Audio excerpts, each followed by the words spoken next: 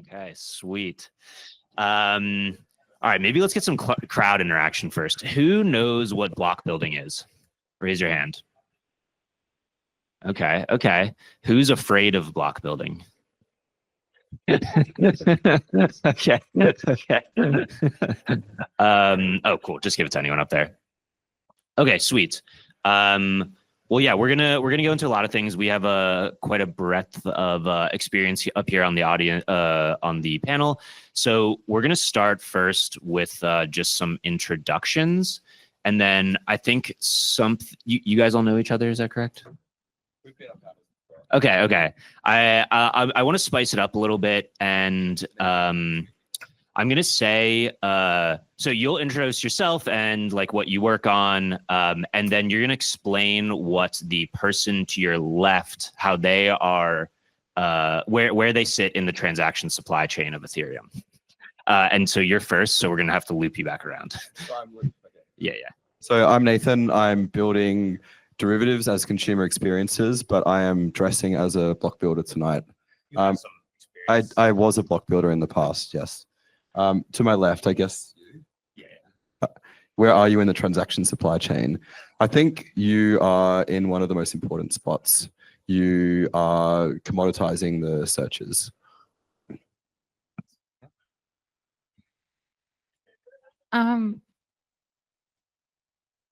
Is this okay?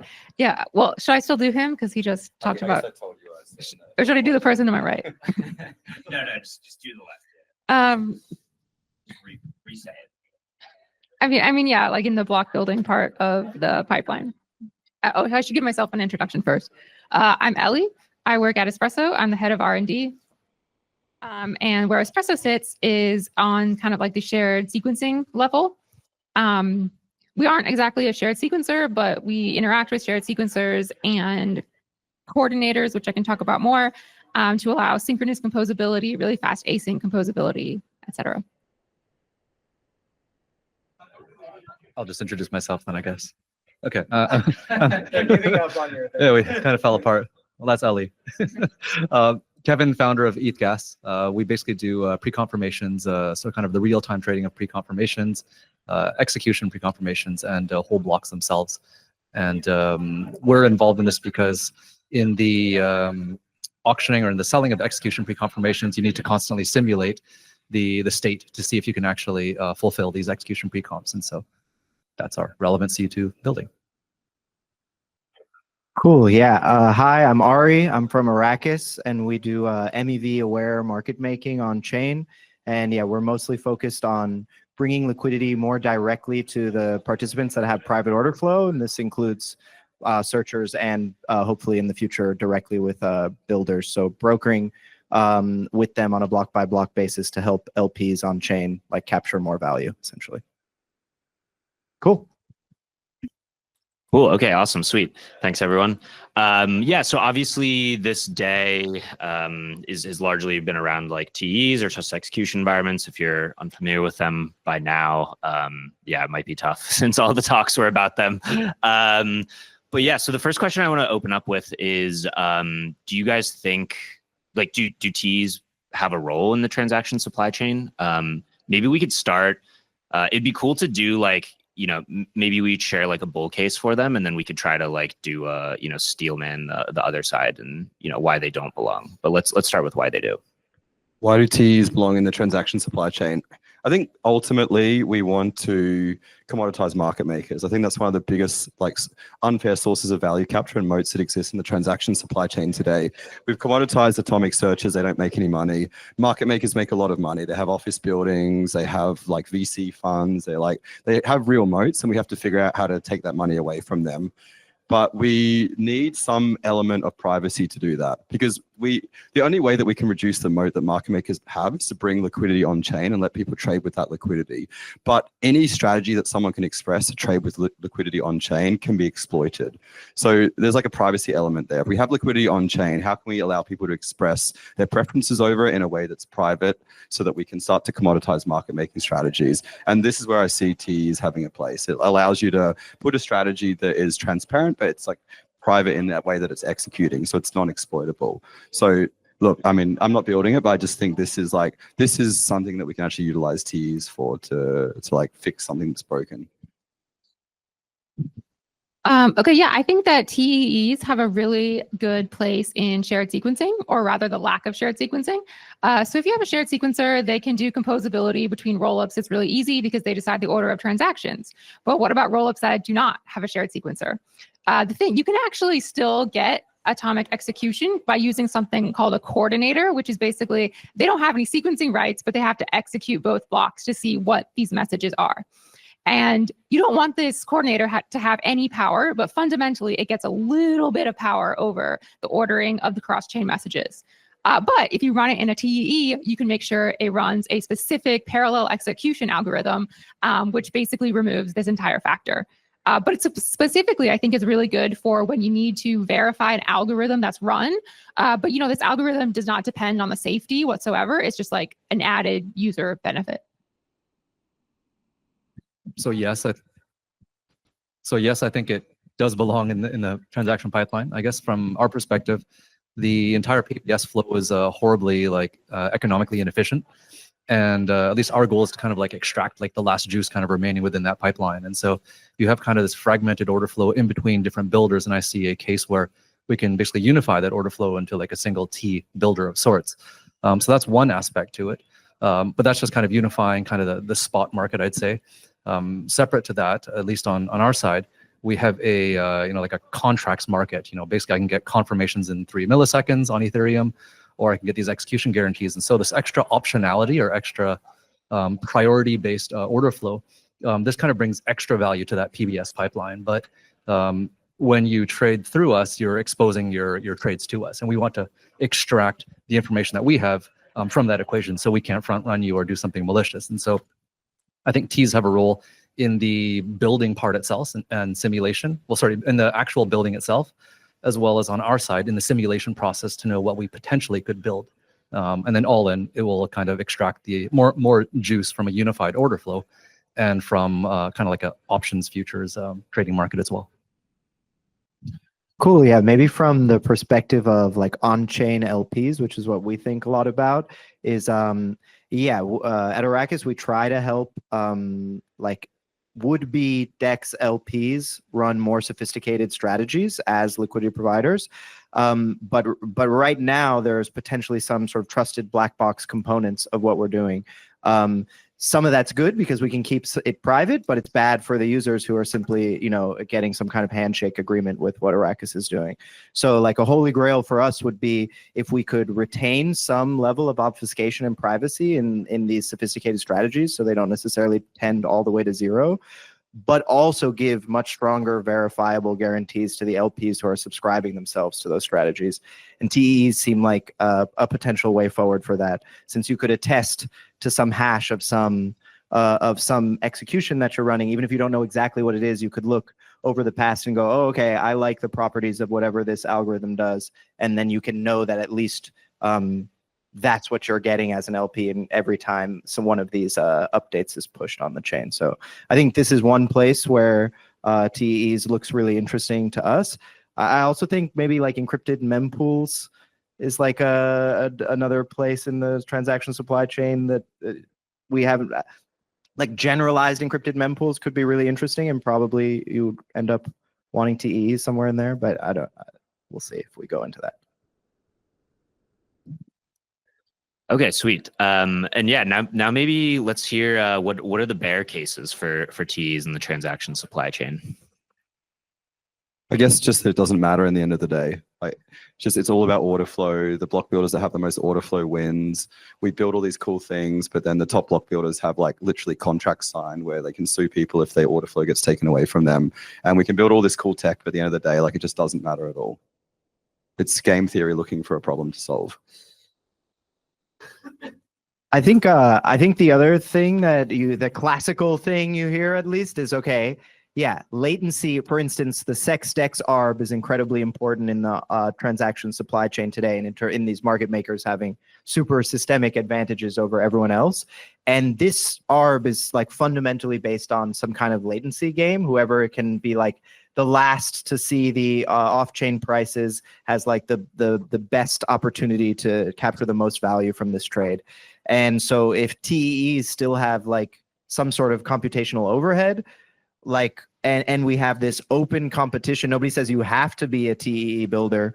How will the TEE builders like outcompete these non-TEE ones who don't have this extra latency overhead? I have 97% of market share right now. Yeah, exactly. And so I mean, I think there can be good answers against this, to be honest. But today it looks hard. Like if everything were to stay the same and you were to come out with do exactly what they do, but do it inside a TEE, you'll simply give up some value and win less. Yeah, I was gonna say on my side, it's just too fair, and I think that the big players don't want something that's fair for everyone, so they like to kind of keep their advantage. And so if there's a reason to not have it and have almost like a signed NDA or just some business practice, they'd probably prefer that. But you know, for I guess to embrace kind of that decentralized ethos or kind of a trustless environment, then that's kind of, you know, why we're here. Drag them kicking and screaming into fairness. Yeah. They have the money. Yeah. Okay, yeah, I agree with all of that. And then real quick, I'll say that running a TEE is like expensive and it requires infrastructure. And if we're okay with centralized block building, maybe that's okay. But if we wanted to encourage like home stakers to build blocks and they had to run in a TEE, that's, you know, a pretty big ask. Okay, cool. I think that's a good diversity of opinion. Sweet. I think I want to touch on something you brought up, Kevin, which was the I think you had mentioned like the horrible economic inefficiency of PBS. I'd be curious to hear a little bit more about that. I also think it's interesting that, you know, of the benefits we were talking about, almost like everyone sort of gravitates towards like some part of the market getting more inefficient. But then at the same time, we have this like tension where it also reduces latency, which also makes things like less efficient.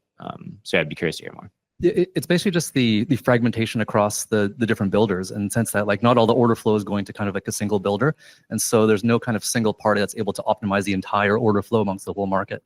And so it's kind of like you're optimizing current process, kind of like 3 or 4 kind of local maxes versus like a global max of returns. And so I see that as a stepping stone to potentially doing more things with a unified marketplace.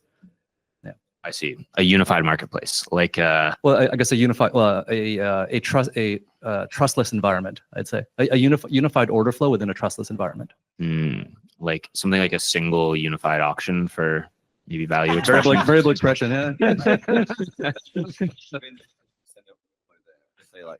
Yeah, I mean that's the question. How do you convince people to send their order flow there? By giving them the privacy benefit, you know, by showing them that there is this privacy benefit, I suppose. But I think that's hard. I do agree it's hard. I actually don't think it's that hard in principle. So with kind of the whole commit boost and initiative around proposer confirmation, pre-confirmations, for each slot, a proposer or validator will basically select a venue where potentially all the order flow has to go through that single venue or gateway itself. And whether that gateway is, you know, a handful of builders through MEV-Boost kind of submitting blocks, or it's actually a single gateway unifying all the order flow in the market, I think that can happen. And that can happen as soon as like January next year. Does this kind of break PBS a bit? Like PBS is this idea that the proposer and builder are separated, but now we're talking about the proposer having power. Well, it's done within a privacy preserving environment, but it does shift power to the proposer. But PBS therefore serves as backup in the event that, you know, in the event that no one wants to buy optionality or buy faster confirmations or buy execution guarantees, then it just falls back to the standard kind of PBS. If you give the proposer more power, isn't that a gateway to them just like wanting to cannibalize the supply chain more and more? Potentially. Yeah, I'm curious. Well, so you say you can do that in a privacy preserving way. How does that work? So, basically, well, just not exposing transaction information to the proposer. And so in this case, it's how can we do it without. So currently, in our case, someone wants to do an execution guarantee with us, and we're not going to tell like Ari, the proposer over here, but you know we technically could, right? So to prevent us from having that ability, we would want to make sure those transactions are somewhere else, but we know that they are being simulated in real time and kind of optimized in real time, just so that they can be traded. Right. Couldn't we just end up with that venue leaking all the information? Like, I guess I was. Well, I guess if that's within a T, then hopefully that's not leaking. Imagine like an encrypted marketplace for order flow. Correct. Yeah. I guess like a club for order for transactions or something. Yep. But then what information about the transaction do you reveal? Because like there's lots of different information that you can reveal. It all kind of has its own value. Like the to address has different value to like the gas price, has different value to like the events that come out when you simulate it. So it's kind of hard to build like an order book structure around this because there's just like so many different parameters. Well, I guess it depends. What are the products within the block building process? And so at least on our side, there are inclusion pre-confirmations. So you're included anywhere in the block. And then you'd have like an execution pre-confirmation where there's like a successful state of this bundle. And those are at least where we're starting first. And so within that, you can have kind of multiple execution guarantees. You just need to make sure they don't conflict with one another. So you can still construct the block properly. And so, but in order to do that, you need to know what this bundle is and what that other bundle is. What about transactions that you only want to buy in aggregate? So for example, like one approval transaction means nothing, but 1,000 approval transactions is a trade signal. So it has some value. I'd pay for it, whether I was a block builder or a trader or whatever. So, I mean, how do you structure a market around this? I'm not sure. I'd need to chat with you offline about that. I don't have any good solutions. I have another question for this. So just to understand, so you said PBS becomes like a fallback in this case in a world with like a lot of validators using this commit boost style process. Should I think of this relationship to the gateway as like PGS, right? Like the proposer. Yeah. Like the proposer first, before they choose a builder, that would be in the fallback situation. They choose a single gateway and they say, okay, you're going to figure out how to maximize my benefit through a bunch of pre-confirmations, and they just pick a gateway each block. Conceptually, yeah, I'd say that's pretty close. You basically have in the look ahead window, you know, the next 64 blocks. And so in kind of block 64 down to, 1, basically you can sell all these like optionalities and different types of futures contracts. And then as it gets down to actually now, if there was nothing traded or nothing happened, then it's just PBS. But if there's all these like constraints, like maybe the top of the block is sold or the bottom of the block and other things are sold, then you basically just solve for that at the last second with the builder itself. Does that? Are you worried about adding yet more actors into the supply chain? Because I mean, the supply chain used to just be like the searcher, flashbots, and then like the miner. And now it's like there's like 5 actors, and it's like way more complex. And there's all these things we didn't think of, and like moats developing. And like now we're talking about, should we have 7 actors instead of like 5 actors in the supply chain? Or maybe we should have 9 actors. Yeah. It's like every time we add an actor, there's like all this complexity that we didn't foresee. For sure. So I think to the extent that these products are composable with one another, then it would help to kind of streamline that supply chain. Ultimately, this is driven, at least from our perspective, it's driven by the traders who just want faster execution. I just want, 10 millisecond block times or confirmations on Ethereum. So it's kind of driven by that. But invariably, we just need to make sure all the products are composable and there's still block space available for like your average retail person to, push stuff through. Sweet. Yeah, I feel like we're really deep diving into this alternate block building structure, but it's very relevant to the panel, so I think it's worth it. But yeah, I'm curious. You had said that. Yeah, or our alternative block space selling structure. Would we all agree with that? Oh no, I was just referring to this idea that the proposer will pick a gateway to source its block from. Right. Yeah, it's a fairly nascent thing, but there'll be a lot of events on this week. So if anyone's interested, talk to myself, or I know Ellie's going to a number as well. Ari also. Yeah, but I think so. I guess one thing that sounds like to me is like that we're sort of heading to a Solana style world where everyone just streams like order flow to the next leader, and then that is the person that is like, has all the order flow to construct the best block from. But I think. I'm curious why this changes the market structure at all, because can't these gateways just continue? Like, can't I as a gateway just offer a ton of money to be the preferred gateway by a set of validators? And then now the order flow all ends up aggregating to me. Yeah, I think that to me, very much that sounds like the gateway is the new vector, the new builder potential super could get a lot of network effects and be centralizing. Just need 2 more actors. Yeah. I mean, certainly it's fair to say that we're playing a whack-a-mole game, and we just whenever we don't like where we have this centralization vector, we yeah, we add some new stuff and we just put the centralization vector somewhere else. That's super valid.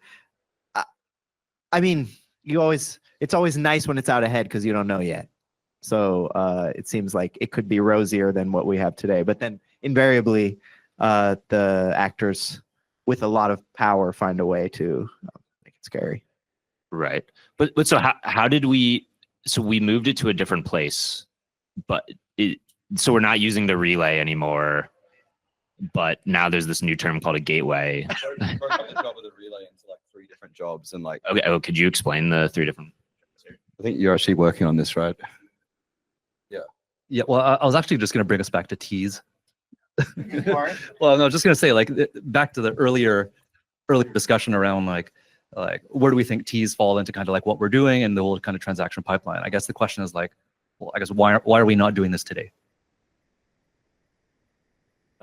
Why are we not doing? Yeah, why are we not doing? I guess like why don't I have like a TEE builder today? I guess really, or like Ellie on your side. Then, well, I'll just start on mine. It's just that it's a function of time and cost and investment, and like, is it worth spending X dollars in time before we are, fully in market? But I think it's a natural progression for us. But at the same rate, the big players don't want it. But I just want to kind of open that up across the rest of us. I just think we're at kind of like where Sam Altman's at talking about AGI. Like it's coming soon. We're just like not quite there yet. But like we're like getting closer and closer. But yeah, it's still this like esoteric thing that we haven't reached. Well, wasn't there this sort of experiment though, where one of the major builders, like the more centralized ones, like Wintermute or something, did experiment with a TE for like bottom of block? Do any of you remember this? I saw it on Twitter, so it's like, you know what it is. And how'd it go and what was it? I mean, tell us. An hour ago or something. Nice. I think it's a broken structure to split the block. Apparently, we code. didn't pay attention. And does this actor feel that it's benefiting them and they want to keep running the TE and they're getting like? I mean, yes, and I think it benefits builder a lot because they are able to have mutual privacy with the searcher, and so they could background, for example, their private flow, and they are not able to background it themselves, right? And so they could outsource it to the searcher in a private way. So why wouldn't they do that if it's what they need? But it's like less efficient blocks overall, right? When you split the blocks up. Like you think about what does a perfect block look like? You have like some set of state transitions that everyone wants to make, and you create like the one perfect state transition. When you start splitting blocks up, now you're talking about like collections of transactions. So like whatever you build is necessarily going to be less efficient than if you build a single block. If it's just one builder, they could apply your end bundles to their snapshots whenever they want, right? So when it fits, you just generate a lot of opportunities, and once the block progresses toward the end of the slot, they just put in the block whatever is simulated correctly, right?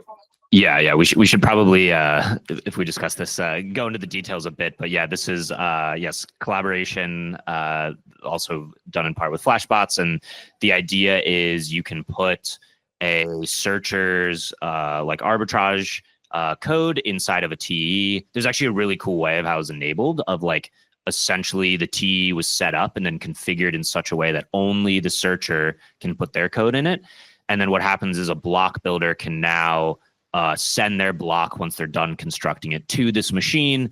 They'll compute the arbitrage and then send that transaction back. So we're not actually selling the bottom of the block, but I think it is interesting that like if you're a block builder, you potentially do want to leave some space at the end for this type of activity, like enough to do an arbitrage. Otherwise, you can't actually fit it in. So it is somehow allocating.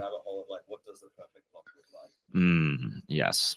But the reason I brought it up is only that I feel like it's like this is a good sign to me for TEs, that it's like organic, at least semi-organic usage from these actors who are not. They're not doing it out of alignment or because they think it's the perfect thing for like the whole ecosystem. They're doing it for their own benefit, and yet it's still leading them towards TEs. And that makes me think that maybe there's something here that's lasting. Yeah, exactly. Yeah. That's like capitalism in Yeah. Yeah, totally. Because I think so some other builders did have a setup like this, but they were actually doing completely manually where they would just send the block in plain text to searchers on an just non-documented feature that you had to just sign a contract with off chain. And so that's very interesting as well, because like imagine you have a white hat like who sends a white hat, not visor. No. Yeah, imagine you have a white hat transaction inside the block, and then now you send that to the searcher, and the searcher is like, "Oh, what's the state diff? Interesting. Like, $10 million was traded from this pool. Like, maybe I should trade that or something." Yeah, so really interesting. But I think it gets back to, yeah, like the fact of like, do users care? How could we convince users to care about this stuff, or is that even possible? Okay, so I think specifically in the case of L2 sequencing, which we've been talking about L1 sequencing, I think, yes, the users can care because a very good use case for a TEE is to enforce some sort of ordering policy, like first come, first serve, or whatever, like rebating MEV. And so I think that this is something that users would actually want and you could potentially generate demand for. Yeah, I would agree that what's happening potentially on Unichain, where there's going to be some TE-based sequencing, is especially interesting. Like I might be, I don't know what's Unichain exactly is going to do, to be honest, but I have the impression that if you can unify the way that MEV extraction is related to block ordering, or transaction ordering inside the block, then you can give every application a very simple way to like recapture MEV where they don't have to come up with their own really fancy, crazy solution. But everyone, like for instance, if some like there was that paper out of Uniswap, priority is all you need. And they had this idea that you like, if you have a centralized sequencer who definitely orders by priority, then now you have an opcode that you can check to see how juicy this transaction is and thus how much should be recaptured by the application. I think this is really interesting. I mean, do you need a TE for that? You can also have a centralized sequencer who just says, I'm going to do that. Yeah, this seems like if you could unify the way that applications were trying to internalize MEV, I think that would be really, the applications would move much faster in having better apps. Yeah, I completely agree with that. Also, yeah, TEs also allow instant bridging, right? You say like, okay, like intent bridging is like the user sends a transaction to the solver and the solver like releases funds on the other blockchain, but the solver like needs to have some protection that they won't get reorged. So you could, that's like something you could use a TE for as well.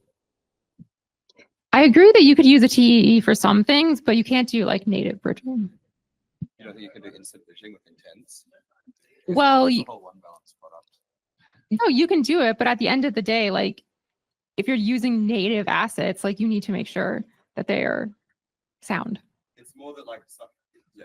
If you like send the transaction to the block builder says like, I have this transaction, I won't allow like any other transaction to get processed. So like when you're the solver and you're releasing the funds on a different chain, you have that like guarantee that the user's funds won't like revert or something. So the idea is like you get the guarantees from the TE, so you can guarantee the bridging instantly. I agree that a TEE can help, but you fundamentally, like until you're settled on the L1, you may revert. It's not my product, but yeah, that's the idea. Yeah, okay, so I'm wondering if a small like frame change like changes this conversation, but like, okay, so we have the TE, we have the block builder running inside the TE, but what if the user accounts are inside of the TE? And so like, I think if you've ever tried to design an intent protocol, you always end up in this scenario where like the user can basically like equivocate, or they can, they can sign an intent, give it to the solver, and then sign another intent and give it to someone else. And then when the other solver then goes to try and clear a batch, it's like, oh, everything's great except for this one transaction. And yeah, maybe yes, you can design around that in your smart contract, but I do think this like creates a lot of headache for solvers. So I don't know, does this change anything? I mean, no, from my perspective, like you still have the same problem. You need to wait for finality on the L1. Okay, this is very interesting. So your view is basically these ideas are great and the TE can give you a little confirmation that, hey, I pinky promise that that, for instance, this user's approval won't get consumed by ahead of time by another app, or that this bridged transaction will land. But in your view, this promise in the case of, like, for instance, bridging in two different domains is not enough, even if the, like, yeah, why is it not enough, I guess? Like, what is this subtle difference? Because the T in the TEE is what supposedly is making it enough, right? Because you trust whatever guarantee it's giving you, you trust that it will execute. Is it, yeah, do you have a... Yeah, so it's a good question. It depends on how you view TEs. Like, I think that they are incredibly trusted and we should definitely use them. But if you're looking at the economic security of all of Ethereum, like, that's enough to get someone to try to mess with a TEE. So you're like, as when it comes to like wrapped assets, totally fine. But when it comes to native ETH, like, it's you know, you need to wait till settlement time. I was going to ask, would you say that the premiums on these instant bridges are like underpriced at the moment?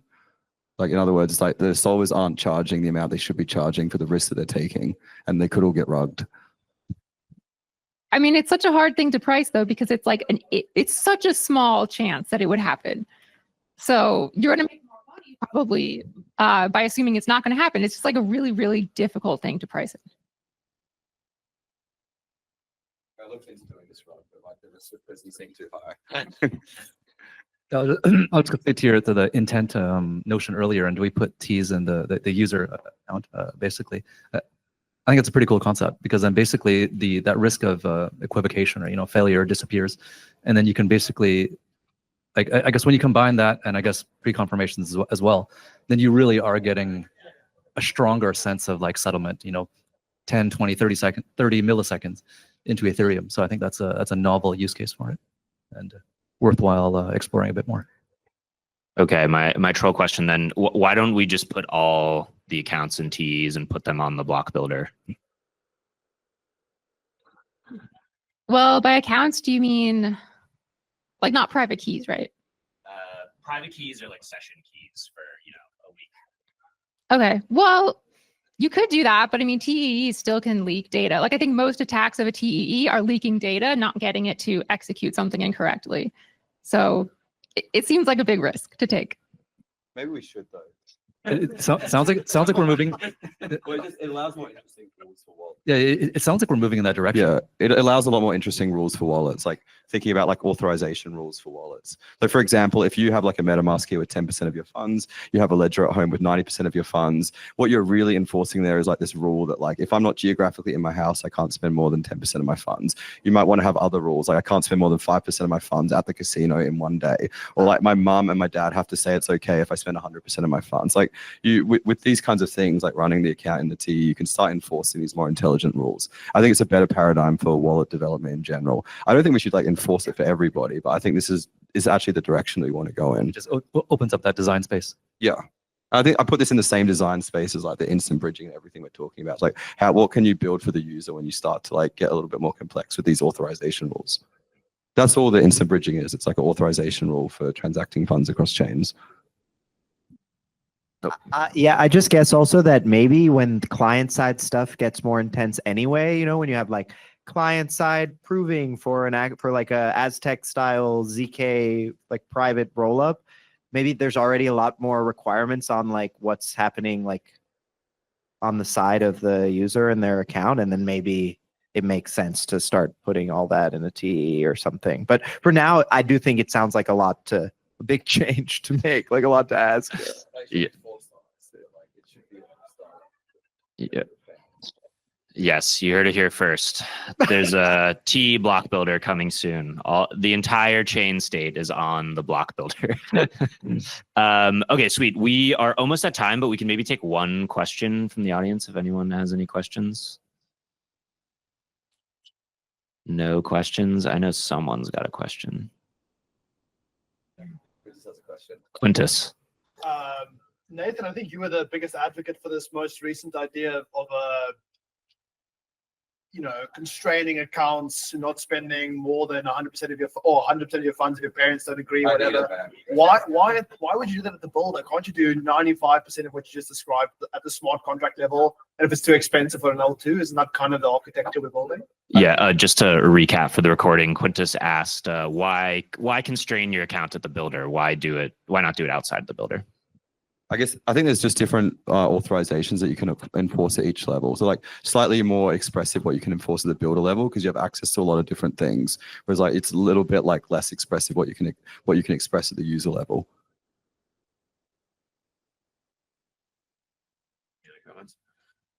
Can you give an example? Of like a authorization rule that I could express at the builder level.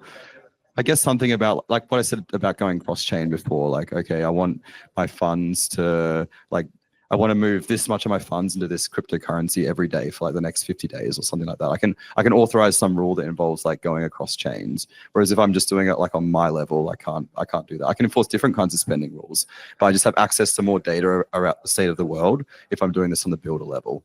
But like, again, like I don't have a lot of great examples. I'm not building anything here. Okay, if I can slightly disagree with that, I think today, yes, you're right. You can't do that. In the future, if we have really good interchain messaging, you can totally do that from a smart contract. Everything can be done on user level. There'll still be some stuff for the builder, but we can make the user level much more expressive than it is today. Cool. Okay. Well, there's probably some discussion to be had based on that, but cool. Yeah. Awesome. It was a great panel. Thanks everyone for participating.